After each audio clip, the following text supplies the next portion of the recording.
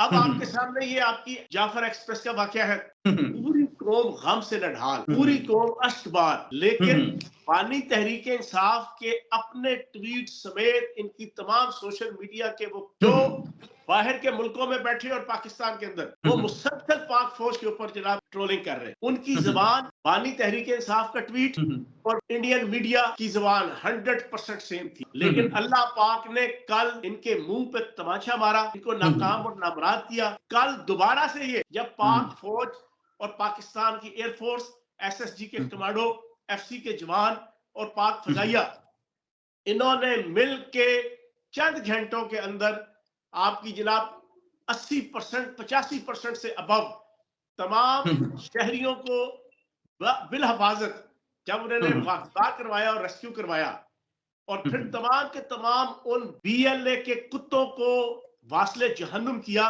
उसके बाद इन सारों को जिल्लत और रुसवाई और जगहसाई देखने वाली थी। सर, ये जो बाहर व्लॉगर्स बैठे हैं वो कहते हैं कि जब आप बताएंगे नहीं कि असल हकाइक क्या हो रहे हैं, मौके पे क्या हो रहा है, अटैक वो ट्रेन हाईजैक हुई है, तो जब आप नहीं बताएंगे तो फिर इंडिया वाले बताएंगे या जो हम बाहर बैठे हैं हम बताएंगे, क्योंकि आप मुल्क में तो बताने नहीं देते। नहीं तो नौज बिल्ला उनको वही हो रही थी। सारा दिन जनाब पाकिस्तान की जनाब शहदा के ऊपर, पाक फौज के उन जवानों और अफसरों के ऊपर भौंक रहे हैं कि जो मुझे और 25 करोड़ पाकिस्तानियों की माओ बहनों बेटियों को, बुजुर्गों को हमें सुख की नींद सुलाने के लिए अपनी जान हथेली पे रख के पाकिस्तान के लिए कुर्बानियां दे रहे हैं। जो पिछले 3 सालों में जब से नकदा कोका की इस गलीज शख्स की तहरीक शुरू हुई है, उस वक्त से 3 सालों में जितने पाक फौज के जवान और अफसर शहीद हुए हैं, शायद पाकिस्तान की 4 जंगों में शहीद नहीं हुए, ना 48 की, ना 65 की, ना 71 की, ना कारगिल की। इन गलीज लोगों से पूछो कि तुम इसी पाक फौज की गोद में बैठ के और इसी आईएसआई और एमआई की गोद में बैठ के, तुम और इनकी झोलियों में बैठ के तुम यहाँ तक पहुंचे। अब तुम जनरल फैज हमीद नेटवर्क और जनाब बानी तहरीक इंसाफ के उन एहसानात को जस्टिफाई करने के लिए रियासत और सोनी धरती के साथ गद्दारी करने लगे हो। अब जब तुम उनके इशारों पे नाच कर जराइम की दुनिया में इतना आगे निकल गए कि अब तुम पीछे नहीं आ सकते थे, तो अब तुम भाग के बाहर मोर्चे बना के सोनी धरती और पाकिस्तान के ऊपर भौंकने लगे हुए हो। तुम्हारे अंदर अगर इतनी हिम्मत है, तुम इतने चीख वीरा हो, तो हरामजादो यहाँ पर आओ ना, पाकिस्तान में आओ। वो गलीज़े आज़म इमरान रियाज भाग गया, कहता था टक्कर के लोग हैं, कहता था मुझे कहते हैं कि तुम पाकिस्तान छोड़ दो, मैं कट जाऊंगा, मर जाऊंगा, पाकिस्तान नहीं छोड़ूंगा। अस्सलाम वालेकुम नाज़रीन, मोहम्मद कज़ाफ़ी एक मतलब फिर हाजिर है नया दौर के प्लेटफॉर्म से। नाज़रीन, आज हमारे साथ बड़े ही प्यारे गेस्ट फ़याज़ुल हसन चौहान साहब हमारे साथ मौजूद हैं। इनको मुख्तलिफ प्लेटफॉर्म पे आप सुनते रहते हैं, बड़ी बोल्ड जिसे कहें आवाज़ है इनकी, और बड़ा जब बात करते हैं तो इनकी बात में बड़ा दमखम होता है। इसलिए सोचा कि हम भी इन्हें बुलाएं और इनसे पूछें कि ये जो बीएलए का अटैक है, इसके पीछे कौन है, किस तरह ये कामयाब हुआ। अस्सलाम वालेकुम फ़याज़ुल हसन चौहान साहब, क्या हाल है आपके? वालेकुम सलाम। सर, आप क्या समझते हैं ये जो अटैक हुआ इसके पीछे कौन है? भारत है, रॉ है, और कौन, आप किनको जिम्मेदार समझते हैं इस सब का? बिस्मिल्लाहिर्रहमानिर्रहीम। देखिए, बुनियादी तौर पर अब फिजिकल जंगों का दौर गुजर गया है। अब 2 किस्म की जंगें हो रही हैं पूरी दुनिया में। एक डिजिटल वॉर है और एक आपकी ट्रेड वॉर है। इन्हीं 2 जंगों की बुनियाद पे ही कौमें एक दूसरे को शिकस्त दे रही हैं।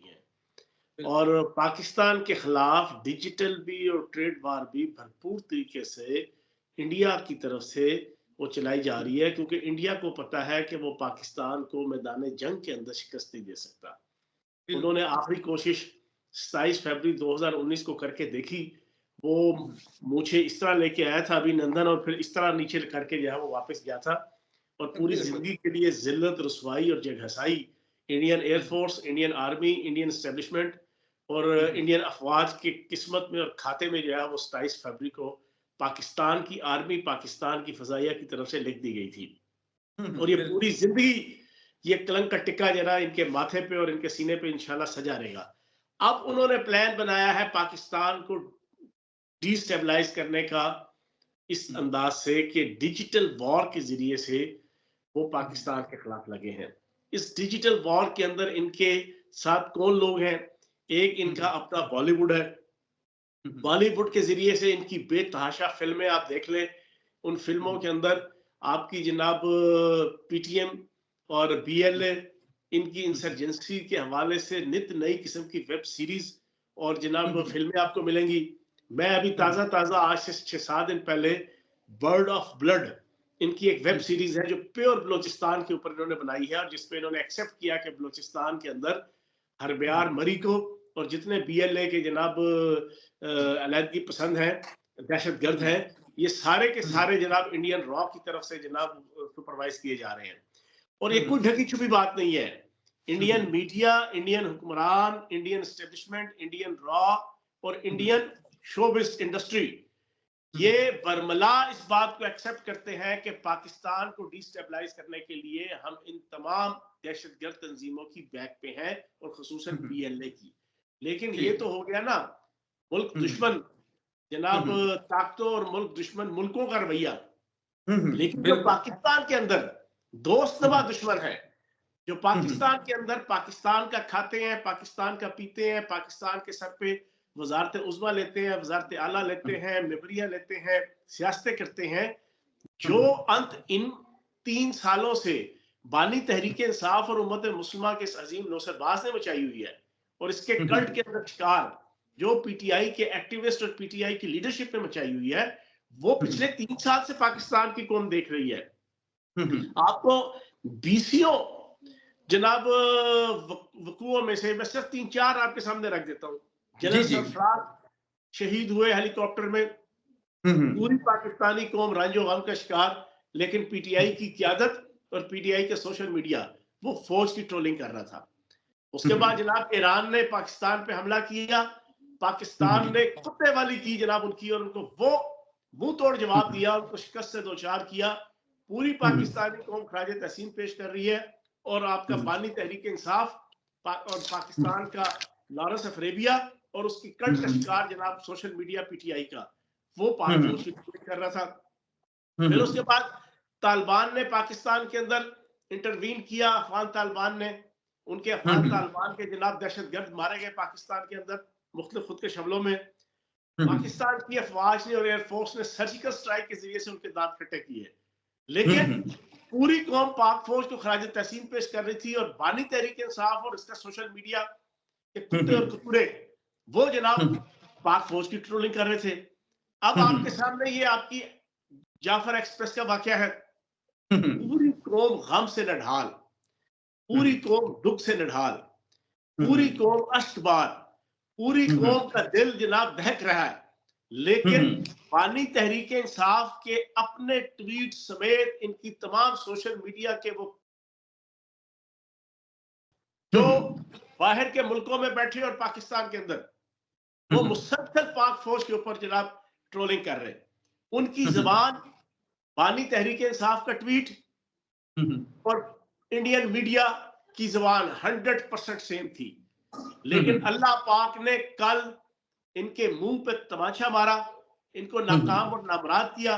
जिस तरह ये पाकिस्तान को डिफॉल्ट करने की ख्वाहिश रखते थे, तो उसमें ये नाकाम और नामराद हुए और गंद के और ढेर के अंदर गिरा, मुंह के बल बानी तहरीक इंसाफ भी गिरा और इसके सारे के सारे कल्ट के शिकार अफराद भी गिरे। कल दोबारा से ये गंदगी के गलाजत के ढेर के अंदर डुबकियां और चुबियां लगाई इन्होंने, जब पाक फौज और पाकिस्तान की एयरफोर्स, एसएसजी के कमांडो, एफसी के जवान और पाक फजाइया इन्होंने मिल के चंद घंटों के अंदर आपकी जनाब 80% 85% से अबव तमाम शहरियों को बिल हिफाजत जब उन्होंने गिरफ्तार करवाया और रेस्क्यू करवाया और फिर तमाम के तमाम उन बीएलए के कुत्तों को वासले जहन्नुम किया, उसके बाद इन सारों को जिल्लत और रसवाई और जगहसाई देखने वाली थी। लेकिन इस मौके पे मैं ये समझता हूं पाकिस्तान की रियासत को और पाकिस्तान की हुकूमत को कुछ फाइनल डिसीजन करने पड़ेंगे। Enough is enough.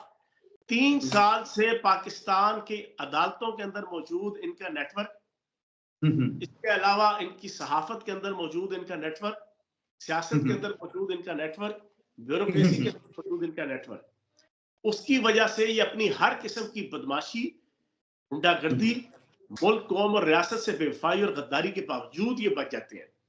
लेकिन अब की बार मैं ये समझता हूं कि पाकिस्तान की रियासत को कानून की टिकटकी पे चढ़ाकर इनको निशाने इबरत बनाना पड़ेगा, इनको उल्टा लटकाना पड़ेगा। अच्छा सर, बीएलए तो जो बलोच लिबरेशन आर्मी है वो तो अलग मुल्क बनाने की बात करते हैं, अलग बलोचिस्तान बनाने की बात करते हैं। तो जिस तरह आप ये कह रहे हैं कि ये क्यों सपोर्ट करते हैं, ये जो बाहर से पीटीआई वाले फिर क्यों सपोर्ट करते हैं इन्हें? यार देखो, सच्ची बात, ना कोई सुनने को तैयार है ना कोई करने को तैयार है, लेकिन फयाजुल हुँ। हसन चौहान पिछले डेढ़ पौने 2 साल से हर चीज बड़ी खुल के बयान कर रहे हैं। जी, जी सर बताएँ। ना आलमी ताकतें, ना हुँ, हुँ। इंडिया, ना इसराइल हुँ, हुँ। ये चाहता है कि पाकिस्तान अपने पाँव पे खड़ा हो, जब से अच्छा। पाकिस्तान एटमी ताकत बना है।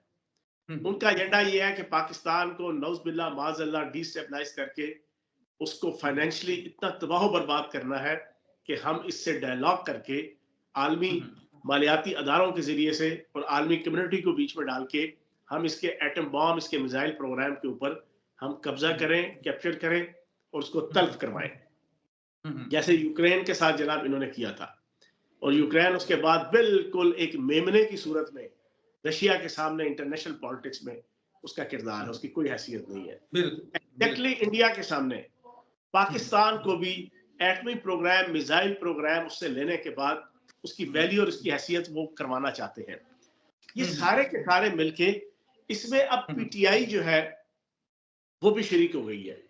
अच्छा। पीटीआई के अंदर एक 1973 के आइन के दुश्मनों का एक गिरोह है जो हुँ, हुँ। 1973 का आइन तोड़ना चाहता है।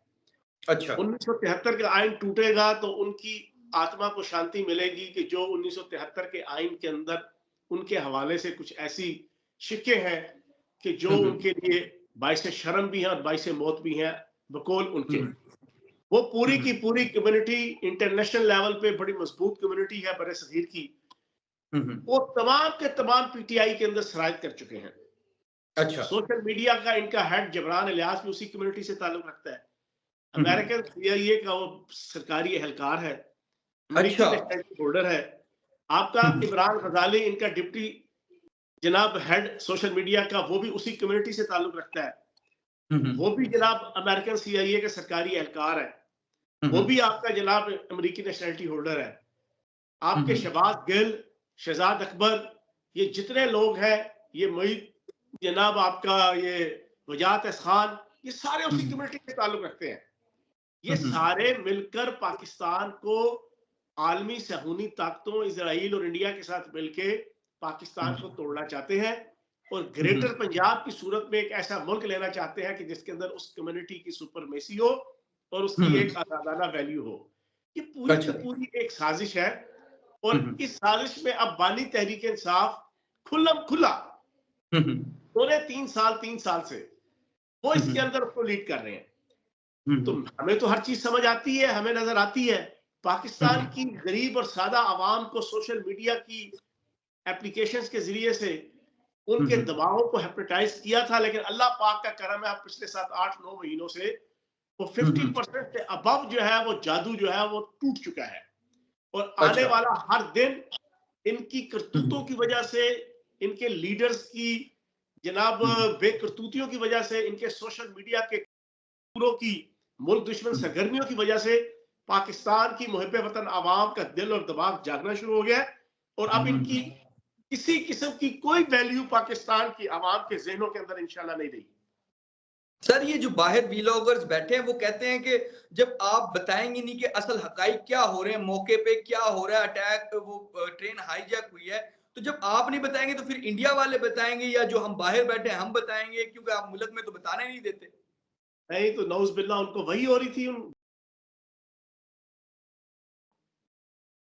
सारा दिन जनाब पाकिस्तान की जनाब शहदा के ऊपर और पाक फौज के उन जवानों और अफसरों के ऊपर भौंक रहे हैं कि हुँ, जो हुँ। मुझे और 25 करोड़ पाकिस्तानियों की माओ बहनों बेटियों को बुजुर्गों को और हमें सुख की नींद सुलाने के लिए अपनी जान हथेली पर रख के पाकिस्तान के लिए कुर्बानियां दे रहे हैं।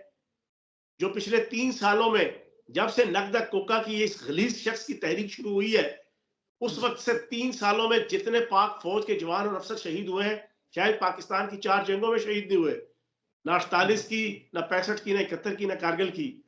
हुँ, हुँ। इन गलीज लोगों से पूछो कि तुम इसी हुँ, पाक फौज की गोद में बैठ के और इसी आईएसआई और एमआई की गोद में बैठ के, तुम और इनकी झोलियों में बैठ के तुम यहां तक पहुंचे।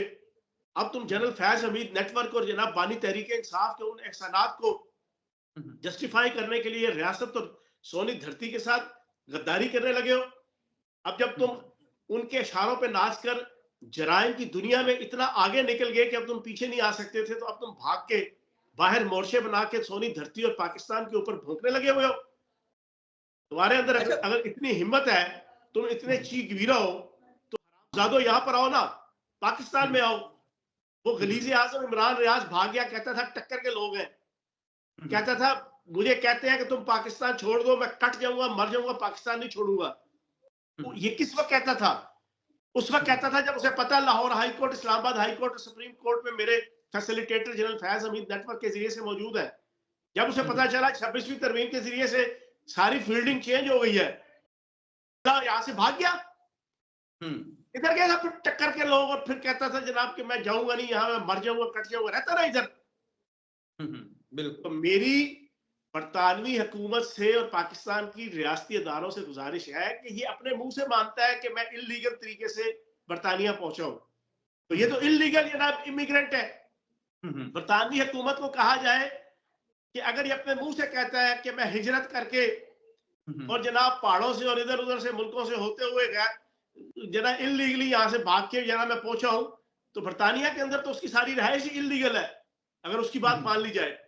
तो फिर उस खलीजे आजम इमरान रियाज को पाकिस्तान के अदारे, बरतानवी इस्टेब्लिशमेंट को और बरतानवी रियासत को ये कहें कि ये इलीगल आदमी यहाँ पर आया है, मनी लॉन्ड्रिंग भी करके आया है, बोरियां और बैग भर के जनाब डॉलर्स के और पाउंड्स के लाया है, इसके खिलाफ इन्वेस्टिगेशन की जाए, इससे पूछा सर जाए। सर वो कहते हैं कि आप तो डिफेंड भी नहीं कर सकते। अगर आप देखें, आप पे बीएलए का अटैक हुआ, आप तो अपनी फौज को डिफेंड भी नहीं कर सकते। जब हम होते थे पाकिस्तान में तो हम डिफेंड करते थे, अब ये वो कौन लोग कहता है कहते हैं। डिफेंड नहीं कर सकते? उल्लू का डिफेंड नहीं इमरान कर सकते। रियाज इमरान रियाज कहता है कि और आप तो गलीज अब आदमी डिफेंड है भी नहीं वो, कर सकते। घटिया आदमी है। आप उस गलीज आदमी की बात, पूरी पाकिस्तानी कौन डिफेंड कर रही है अपनी फौज को? हम्म, 100% पाकिस्तान की फौज के साथ पाकिस्तान की आवाम खड़ी है। हम्म, बिल्कुल। अगली बात करें। अच्छा, अगली बात सर यही है कि बीएलए को अब देखें ना, बीएलए जिस तरह है उसको क्यों स्टेट नाकाम नहीं कर सकी? उसके पास फंड कहाँ से आते हैं? इंडिया से आते हैं? कहाँ से आते हैं? आप क्या भाई समझते हैं फंड कोई? वहीं से आते हैं जहां से बानी तहरीक इंसाफ को आते हैं। फंड वहीं से आते हैं जहां से गलीज आजम इमरान रियाज को आते हैं। फंड वहीं से आते हैं जब मुनाफिक आजम पाकिस्तान के लीडिंग टीवी चैनल के नाम नहाद नंबर 1 एंकर को आते हैं। फंड वहीं से आते हैं जहां से इफ्ताब इकबाल को आते हैं, वही पीरजादा को आते हैं, वजात एस खान को आते हैं, साबर शाकर को आते हैं, आदिल राजा को आते हैं। इनको कहां से आते हैं? ये आलमी सहूनी ताकतें और आलमी स्टैब्लिशमेंट है जो बीएलए को प्रमोट करने की कोशिश कर रही है, लेकिन बीएलए नाकाम और नामुराद है हम्म, इस जंग के अंदर। मैं सरफराज बुगटी साहब को खराज तहसीन पेश करूंगा, वजीर आला बलूचिस्तान को। उसकी बात बड़ी पते की उसने की। उसने कहा 2 घंटे से ज्यादा ये 1 इंच बलूचिस्तान की जमीन पे कब्जा नहीं कर सकते, और वो 2 घंटे होते हैं पाकिस्तान की सिक्योरिटी फोर्सेस की मूवमेंट के, उनकी तरफ आने के। पूरी पाकिस्तानी कौम तशफ़ी रखे, ये 1 इंच इलाका भी जनाब अपनी सुपरमेसी और अपनी सुपरविजन में नहीं रख सकते। बुजदिल है, गलीज है, घटिया है। पीछे इनकी सपोर्ट भी अफगान तालिबान और इंडियन रॉ और इंडियन हुकूमत और इंडियन फौज, घटिया लोगों की है, जिनकी हिम्मत नहीं है पाकिस्तान की फौज के दू बदू लड़ने की। बिल्कुल इनकी जरूरत ठीक है। नहीं है पाकिस्तान की फौज की दू बदू लड़ने की। बिल्कुल अभी नंदन का वाकया ये पूरी जिंदगी नहीं भूल सकेंगे। बिल्कुल। हमें अच्छा। 16 दिसंबर का ये ताना देते हैं, पूरी जिंदगी इंशाल्लाह ये ताना और ये नहुसत इंडियन हुकूमत, इंडियन फौज, इंडियन रॉ के माथे पे इंशाल्लाह सजी रहेगी कि इनका पायलट अभिनंदन मूछे ऊपर करके आया था और मूछे नीची करके आजिज़ी इंकिसारी के साथ पाकिस्तान की तारीफ करते हुए और पाकिस्तान की चाय की तारीफ करते हुए यहां से गया था। फंटास्टिक टी के साथ गया था वापस। जी। अच्छा सर, आखिरी क्वेश्चन मैं आपसे पूछता चलूं, वो ये है कि ये जो वाकयात होते हैं हर साल बाद बीएलए कोई ना कोई एक वाकया कर देती है और फिर उसकी हाइप बन जाती है, जैसे बलूचिस्तान पता नहीं कितने सेपरेटिस्ट हैं और क्या करेंगे। लेकिन इसका लॉन्ग टर्म पाकिस्तान की स्टेट के पास क्या सोल्यूशन है, क्या हल है? किस तरह ऑपरेशन रूल ऑफ होना लॉ चाहिए इनके है, खिलाफ? इनको किस तरह खत्म करना चाहिए? Rule of law. फितना फसाद की कोई भी तहरीक है, चाहे वो बानी तहरीक इंसाफ की है, उम्मत मुस्लिमा के अजीम लोसरबाज की, चाहे वो BLA है, चाहे वो मंजूर पश्तो, चाहे वो कोई भी है, रूल ऑफ लॉ, जो कानून तोड़े, जो आइन तोड़े, उसको आइन और कानून की दी हुई शिकों के मुताबिक उसको मंतकी अंजाम तक पहुंचाया जाए। यहां पर बदकिस्मती से हमारी अदलिया ने कोई किरदार अदा नहीं किया। 137वें नंबर पे हमारी जो अदालती सिस्टम है ना पूरी दुनिया के अदालती इंडेक्स में, उसकी वजह यह है आज तक कभी सिविल अदालतों ने एक दहशतगर्द को सजा नहीं दी। क्या ऑन रिकॉर्ड बात है। 25 साल से 9/11 के बाद पाकिस्तान बाकायदा दहशतगर्दी के शिकार है। किसी सिविल से लेकर सुप्रीम कोर्ट ने किसी दहशतगर्द को एक दफा भी सजा नहीं दी। सजाएं मिली तो मिलिट्री कोर्ट से मिली। तो जनाब रूल ऑफ लॉ, लांगू ने अगर ये कहा था ना कि तुम्हारी पतलूने बांग्लादेश के अंदर उतर गई, उस तो ये नहीं पता कि तुमने तारीख तो पढ़ी नहीं। तुम्हें तो इंडियन डायरेक्टर, इंडियन रॉ के जो डायरेक्टर है, इंटेलिजेंस ऑफिसर जो लिख के दे देते हैं, कभी हिस्ट्री पढ़ी हो तो तुम्हें पता हो।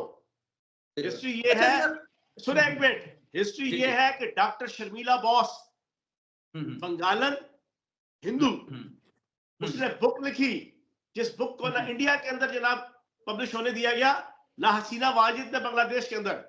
उसने कहा कि पाक फौज के खिलाफ ये सारा प्रोपेगेंडा है कि पाक फौज ने 1971 के मौके पे बंगालियों का जेनोसाइड किया, कत्लेआम किया, नस्लकशी की।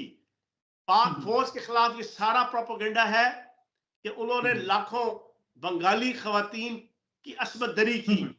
उसने कहा ये प्री प्लान्ड मक्ती बाहनी, इंदिरा गांधी की हुकूमत और मुजीबुर रहमान की हुकूमत ने ये प्रोपेगेंडा करवाया। अच्छा सर, मैं हामिद मीर साहब से पूछता हूँ, हामिद मीर से पूछता हूँ जो सबसे ज्यादा इन बलोची जनाब दहशतगर्दों को अपने प्रोग्रामों के अंदर बुलाते हैं, हामिद मीर। मैं उससे पूछता हूँ कि कल रात 10 बजे तक 24 घंटे 36 घंटे हो चुके थे, तुमने एक ट्वीट नहीं किया मजम्मत का, और अभी तक भी मजम्मत का नहीं किया। से पूछो तुम चाचे कदीर को और मामे जनाब मजीद को और साथ बिठा के पूरी पाकिस्तानी कौम का जहन खराब करते हो, तो इधर आके तुम्हें मौत क्यों पड़ती है, इधर आके तुम्हें पिट्ठू को पड़ जाते हैं। तो इस किस्म के बारीक वारदात करने वाले अंदरूनी और बैरूनी जितने मीर जाफर और मीर सादक है, उसके खिलाफ पाकिस्तान की रियासत को रूल ऑफ लॉ की इंप्लीमेंटेशन तो सख्त करनी पड़ेगी। ये मसले का हल है।